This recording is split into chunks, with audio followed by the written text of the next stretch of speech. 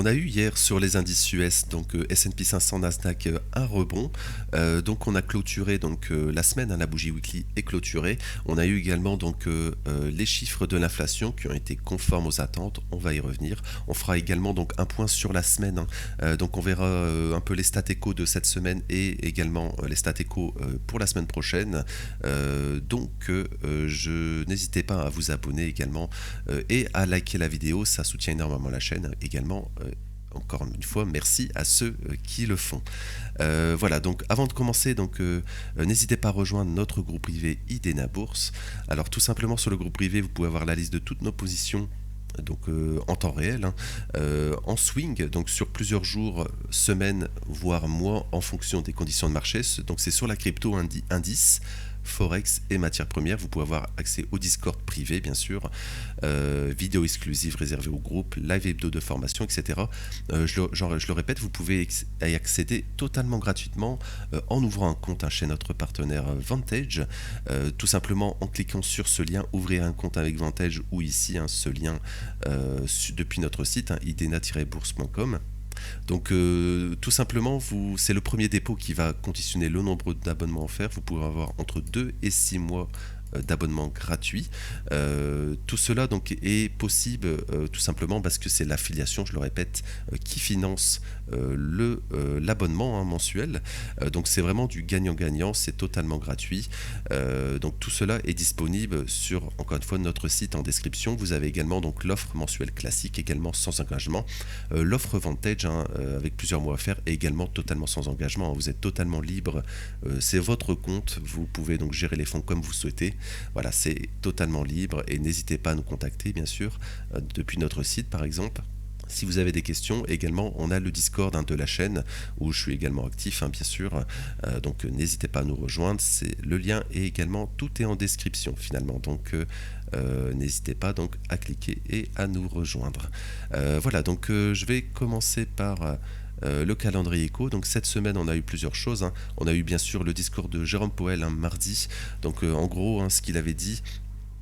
Donc, il avait parlé donc que l'inflation, hein, était persistante, qu'il y avait un risque, hein, sur l'inflation dans les mois prochains.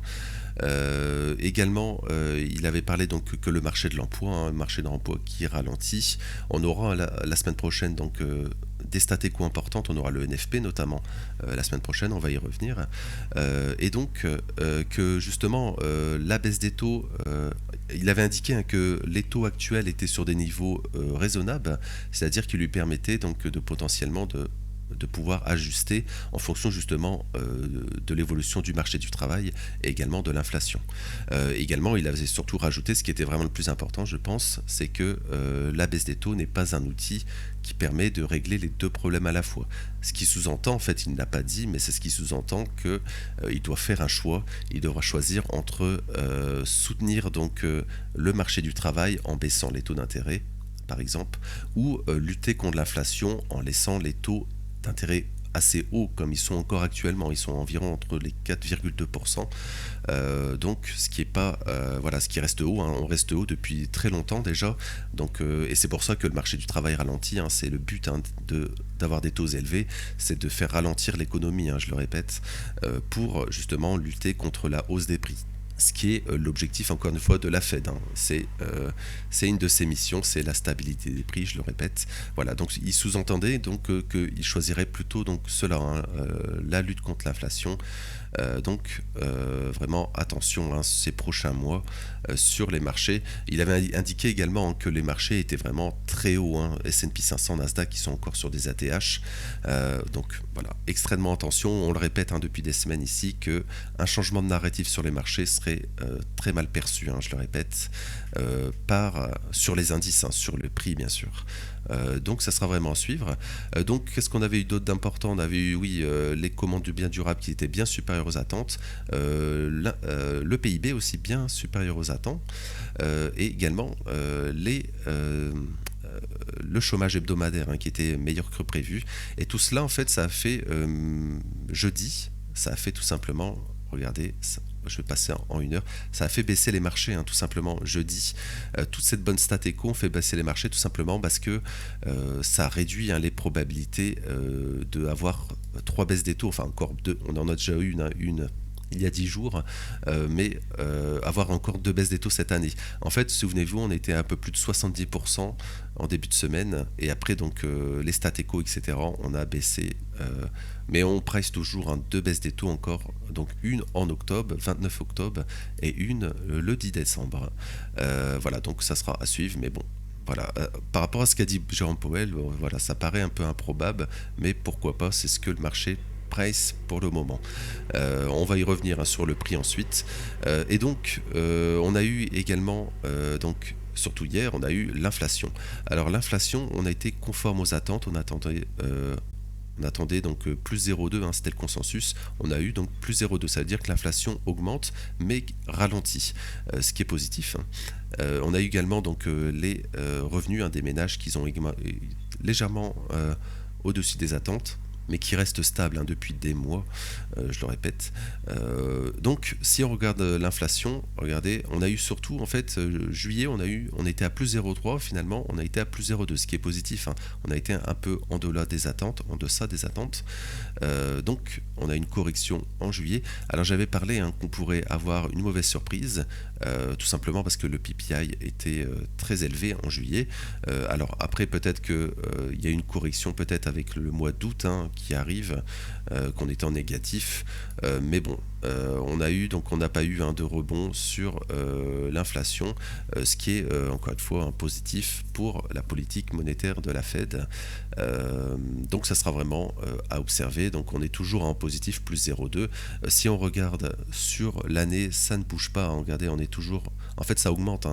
Si vous regardez l'inflation, donc pas le corps, le corps, c'est, je le répète, ça exclut donc l'énergie et l'alimentaire, ce qui est des données volatiles, donc variables.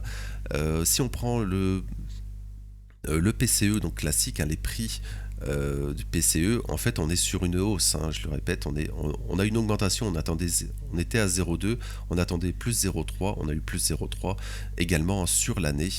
On était donc ici, regardez, on était donc 2,6, on est à 2,7, voilà, c'était conforme aux attentes, mais on a une hausse par rapport au mois précédent sur le PCE classique, donc pas le corps. Et sur le corps, on est toujours à 2,9, donc conformément aux attentes. Alors, je vais donc revenir maintenant sur les stats éco, alors je vais plutôt mettre ici comme ça ça va se mettre à jour, voilà. Donc la semaine prochaine, on aura donc lundi pas grand chose. Alors on aura toujours des petites stats éco intéressantes, avec l'immobilier par exemple ici. On aura donc mardi, on aura donc le nombre d'ouvertures d'emploi qui sera attendu en petite baisse. Donc on est en baisse depuis des mois sur le marché du travail. Et donc on aura ensuite mercredi donc le PMI. On avait eu le flash en début de semaine, souvenez-vous, qui avait été en deçà des attentes, mais à plus de 50. Ici, on attend donc des résultats au-dessus des attentes sur le PMI, qui est assez corrélé avec le S&P. On l'avait déjà vu plusieurs fois dans nos vidéos. Et donc, on va enchaîner sur vendredi plus important finalement, le NFP. Le NFP qui est attendu en hausse par rapport au mois précédent. Si vous regardez donc le NFP, c'était ici, voilà. NFP qui est en baisse depuis des mois, ralentissement du marché du travail. On avait eu des corrections plusieurs fois, souvenez-vous, même que Donald Trump avait licencié la chef des stats éco aux États-Unis, tout simplement parce qu'on était à plus sur mai-juin, me semble, on était à plus 120 000, etc. Et finalement, on a eu des corrections énormes. On était donc descendu à 20 000. Ops, voilà, je vais le remettre ici. Voilà, on était à plus 20 000 sur mai-juin. Et en plus, on a eu encore des corrections. Donc le mois précédent, en juin, finalement, on est en négatif à moins 13 000. Et donc juillet également, on était en deçà des attentes. Août également, on était en deçà des attentes. Et donc là, on attend un petit rebond sur le NFP. Alors, ce qui est très intéressant, j'en ai déjà parlé, mais sur le NFP, le mois de juin qui est en négatif, c'est pu arriver depuis décembre 2020. rendez-vous compte, c'est bientôt 5 ans qu'on n'a pas eu un NFP en négatif, et ça c'était du post-Covid. Voilà, donc et depuis on a toujours des chiffres positifs sur l'NFP, juste en juin. Donc 2025. Donc vraiment attention sur le marché de l'emploi. Donc ça sera vraiment à suivre. Voilà, donc fin de la parenthèse, on va dire, du calendrier éco. Donc ça sera tout cela, ça sera observé donc la semaine prochaine. Donc on va passer sur le SP500. Donc SP500, on en avait parlé hier dans le brief indice. On était dans une zone de rebond sur le SP500 et sur le Nasdaq ici. Regardez, voilà, on était dans ce fair value gap ici. Voilà, on a eu un beau rejet, on a un rebond. Donc ce qui est positif encore une fois. Donc on avait parlé que c'est pas très probable qu'on ait en fait un top à ce niveau. Il faudrait au moins une construction, on va dire, de retournement, c'est-à-dire soit on fait un creux descendant comme cela, ou soit on fait tout simplement un nouveau top, un double top, et ensuite le rejet. Alors extrêmement attention, c'est que mardi on va clôturer donc la bougie mensuelle ici. Voilà, bougie mensuelle et trimestrielle, extrêmement attention. Donc ça voudra dire qu'on va ouvrir une nouvelle bougie aussi. Donc la nouvelle bougie, c'est-à-dire que si on clôture, par exemple, semaine prochaine, début de semaine, un peu comme sur les cryptos, on en a parlé plus tôt ce matin, dans le brief quotidien. Là, c'est le brief de la semaine sur les indices, je le répète. Les marchés sont fermés, tout simplement. Donc on ne va pas inventer ce qui va se passer, je veux dire, sur aujourd'hui, parce que les marchés sont fermés. Mais tout simplement, on pourrait donc avoir plusieurs scénarios semaine prochaine, c'est-à-dire qu'on pourrait tout simplement début de semaine faire la continuation baissière, c'est-à-dire prendre le plus bas de cette semaine et donc clôturer donc par exemple lundi mardi continuation baissière, clôturer donc le mois de septembre, voilà, sur une correction, et le trimestre également, et ensuite mercredi, à partir de mercredi finalement, peu importe dans ces œufs là en fait, dans cette voilà, ça peut être fin de semaine, dans 2 semaines, etc., peu importe, mais on va dire dans cette zone, tout simplement, donc faire la prise de stop ici par exemple, ensuite rebondir, et ensuite aller chercher tout simplement le plus haut ici, les plus hauts, donc ça sera le mois de septembre, et le plus haut donc du trimestre, du troisième trimestre, ce qui va clôturer donc mardi. Et donc là, il faudra faire très attention, parce que si on fait ça en début de mois et trimestre, c'est-à-dire qu'on va chercher les ATH, il faudra faire extrêmement attention à pas se faire rejeter sur ces niveaux. Ça sera une zone de profit évidente, et donc ensuite de ne pas faire le double top, et ensuite dans ce cas on aura des retracements importants en fin d'année. Donc quatrième trimestre, on pourrait donc avoir la prise de stop ici au nord, attention, et ensuite attention au retournement sur les indices. Ça pourrait vraiment donc ça serait techniquement, ça serait donc parfait, ce genre de choses pour un retournement. C'est pour ça que je vous en parle. Là, on est sur le Nasdaq, mais donc attention, sur le S&P, c'est la même chose. Tout simplement, on pourrait continuer, pourquoi pas aller chercher cette prise de stop sur le S&P, le plus bas de la semaine passée, de la semaine passée, c'était mercredi. Et ensuite, donc tout simplement le rebond avec l'ouverture de la nouvelle bougie mensuelle et trimestrielle, et finalement terminer l'année sur un retracement, parce que vraiment regardez cette année, on a vraiment une année donc positive sur les marchés, encore une fois. Voilà, donc attention à cette fin d'année, je le répète, sur les indices, et finalement sur tous les assets à risque. J'en ai parlé encore une fois dans le brief crypto plusieurs fois, et également j'en ai parlé plusieurs fois dans le brief indice, crypto, etc. Voilà, donc il n'y a pas d'autre chose à dire. On fait plutôt donc le point sur la semaine. Donc cette semaine, on avait ouvert donc en hausse. On en avait également parlé, que cette prise, il fallait faire attention. On avait pris les plus hauts de lundi, qu'on pouvait avoir un piège, on en avait parlé, c'était les titres de la vidéo toute la semaine, qu'on pouvait avoir un piège haussier de début de semaine. C'est ce qui s'est passé. Ensuite, hier on en avait parlé, qu'on pouvait avoir également un rebond, voilà, le rebond de fin de semaine, etc. Donc attention, semaine prochaine, si continuation baissière, de ne pas prendre le plus bas de la semaine prochaine pour avoir finalement une très belle zone de rebond à court terme, et pourquoi pas aller chercher un nouvel ATH en début de trimestre et mois d'octobre. Voilà, je vais continuer par le DAX. Alors le DAX également, encore une fois, on avait parlé qu'on était dans ce fair value gap ici. Voilà, daily, ce rectangle orange, on l'a travaillé toute la semaine, on a pris les stops de lundi. Ici, c'était jeudi, avec la baisse des marchés US. On a la belle réaction. Donc l'objectif, on en a parlé, c'était les plus hauts, hein, tout simplement les plus hauts de la semaine. C'est ce qu'on a, on a clôturé dedans. Et à terme, donc la semaine prochaine, ça sera aller chercher le plus haut donc de la semaine passée, hein, de cette semaine. Enfin, de la semaine passée, donc ça sera il y a 2 semaines. Et donc voilà, on a pris la borne inférieure de Bollinger. On a cette zone à aller chercher en weekly. Ici, je vais peut-être la noter ici. Regardez, ça sera un point d'intérêt important, hein, pour ces prochains, voilà, pour ces prochains jours, hein, sur le DAX. Voilà, zone de fair value gap ici. Donc attention, hein, tout simplement de ne pas revenir dedans. Voilà, on va faire comme ça. Je vais mettre en daily. Voilà, zone de fair value gap weekly ici.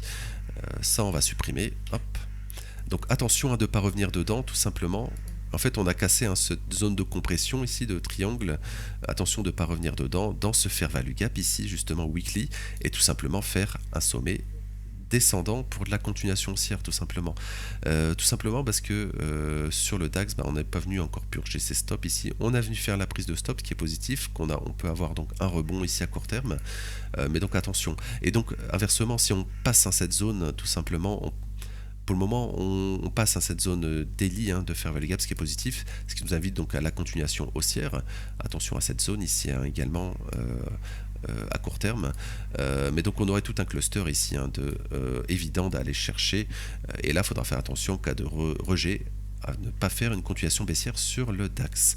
Voilà, donc pas d'autre chose à dire. Finalement, la clôture est pas mal, hein, sur le DAX. Regardez, on a une accumulation ici, et donc on pourrait très bien aller chercher à terme les plus hauts, hein, toute cette zone qu'on a laissé intacte, tous ces plus hauts daily sur le DAX ici. Voilà, voilà, tous ces plus hauts ici. Alors je sais pas pourquoi ça a bougé ici, hein, voilà, cette zone ici comme ça. Voilà, voilà, ça a bougé un petit peu. On va remettre. Voilà, toute cette zone, après aller chercher tous ces plus hauts daily, ici, ici, ici, etc. Voilà, donc je vais terminer par le CAC 40. Alors je suis pas revenu sur le dollar, pardon. Voilà, le dollar, on a une belle semaine, hein. Je y reviendrai sur le brief, hein, Forex et matières premières. Mais donc on a une belle semaine de rebond sur le dollar. Alors je pense qu'on a eu une mise à jour des contrats, je pense, des contrats futurs.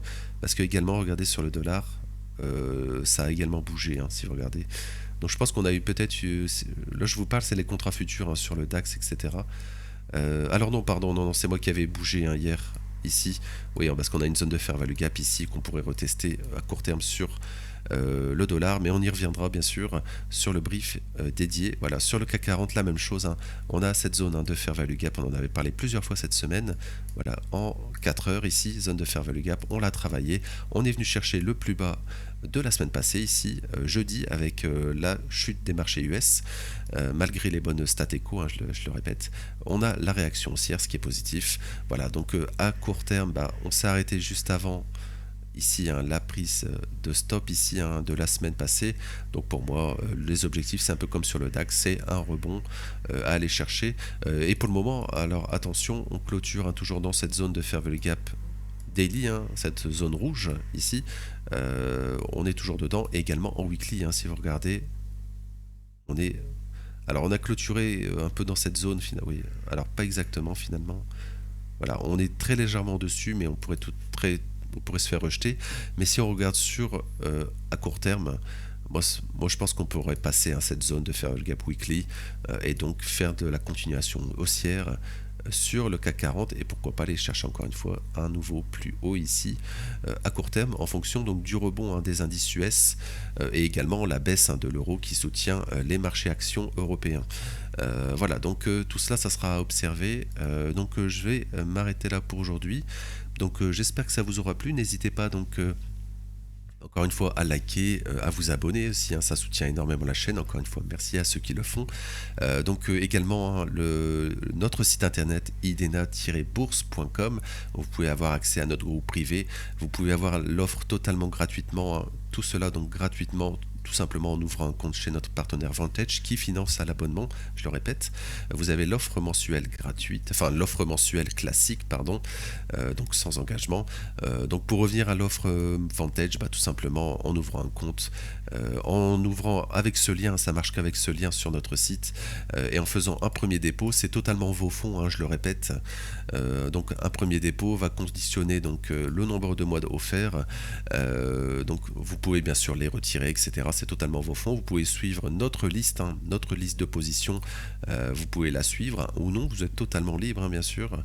Vous avez donc les points d'entrée sortie de toutes nos positions, donc sur divers assets, hein, comme les cryptos, indices, forex, matières premières. Donc c'est en swing, hein, je le répète, c'est soit plusieurs jours, plusieurs semaines ou même plusieurs mois en fonction des conditions de marché. Par exemple, pour revenir, hein, sur le Nasdaq, on est positionné, hein, depuis des mois sur le Nasdaq, mais on prend des profits, hein, régulièrement. Voilà, on avait pris, hein, une position ici sur cette prise de l'eau ici sur le Nasdaq. Donc c'était suite au tarif, hein, tout simplement, et ensuite on a pris plusieurs zones de profit. Alors je pense que j'ai toujours, hein, cette zone, oui voilà, regardez, je les ai notées, hein, c'était les briefs, vous pouvez les vérifier sur les briefs indices. Donc on avait pris, hein, toutes ces zones ici, hein, le plus haut ici, un plus haut ici, et voilà, et après donc probablement, mais ça, tous les détails des points d'entrée sortie sont accessibles, donc encore une fois, à nos abonnés sur le groupe privé, que vous pouvez encore une fois avoir totalement gratuitement. Je trouve ça vraiment très intéressant, c'est vraiment du gagnant-gagnant, donc n'hésitez pas à nous rejoindre. Voilà, donc merci à vous d'avoir suivi cette vidéo. Je vais vous souhaiter donc un bon samedi, un bon week-end. Donc je vais vous retrouver pour les indices, hein, je vais vous retrouver donc lundi avec l'ouverture des futurs. En crypto, donc il y aura un brief demain également, donc dimanche, et donc l'ouverture des futurs donc lundi. Donc dans cette attente, donc je vous souhaite un bon week-end, encore une fois une belle journée, et merci.